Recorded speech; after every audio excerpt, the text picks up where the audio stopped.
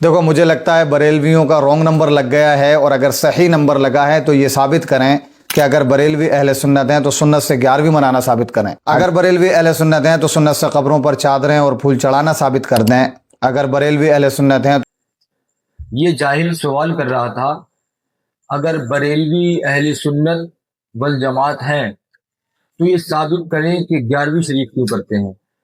अब इस पाखंडी को क्या जवाब दिया जाए कि 11वीं शरीफ एक नियाज फातिहा है, उसके जरिए से जो लंगर बनाया जाता है उससे गुरबा का पेट भर जाता है, मिस्कीनों की मदद हो जाती है।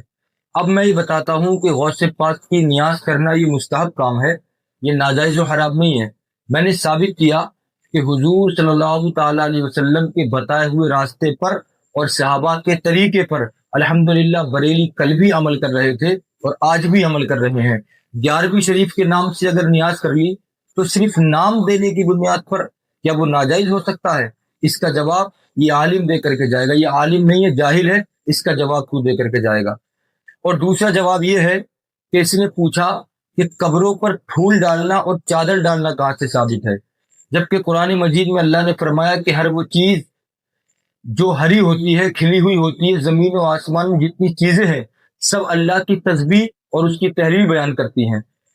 कुरान मजीद से ये बात तो साबित हुई। अब बात रही हुजूर सल्लल्लाहु ताला अलैहि वसल्लम के तरीके पर हम हैं या नहीं। तो जब ये फूल और पौधे हरे होते हैं, तो जब तक ये हरे होते हैं तो कब्र वाले के लिए तस्बीह पढ़ते हैं, जिसकी वजह से कब्र वाले को उसके अजाब में तखफीफ कर दी जाती है और उसे उससे राहत और सुकून मिलता है। रही बात हदीस से साबित होने की, तो मेरे आका सल्लल्लाहु ताला अलैहि वसल्लम एक कब्रिस्तान से गुजर रहे थे। आपने देखा कि 2 कब्रों पर अजाब हो रहा है। आपने 2 खजूर की शाखें ली और दोनों कब्रों पर गाड़ दी, और आपने फरमाया कि जब तक ये हरी रहेंगी इससे कब्र वाले को सुकून मिलेगा।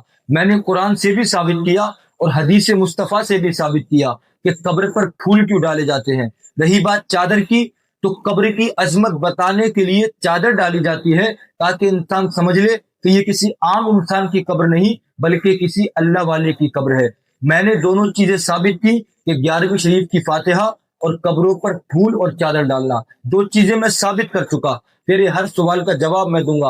अब तू साबित ये कर कि कब्र पर फूल डालना हराम है या नाजायज है, चादर डालना हराम है या नाजायज है, और ईसाल सवाब के नाम पर 11वीं शरीफ करना नाजायज या हराम है। इन 2 सवालों के जवाब तू दे करके जा। तेरे तमाम सवाल के जवाब मैं दलील के साथ दूंगा। अगर तू सच्चा है और तेरी ज़ुर्रियत सच्ची है तो इसका जवाब लेकर के आओ।